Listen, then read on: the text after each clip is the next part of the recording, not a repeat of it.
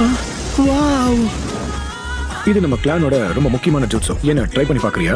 சரிப்பா, இது என்னால முடியும். Fire style fire ball jutsu.